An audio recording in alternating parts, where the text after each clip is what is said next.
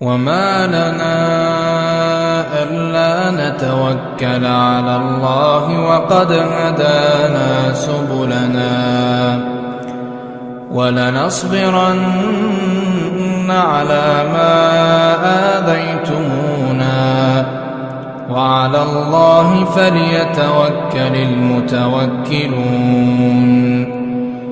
وقال الذين كفروا لرسلهم لنخرجنكم من أرضنا أو لتعودن في ملتنا فأوحى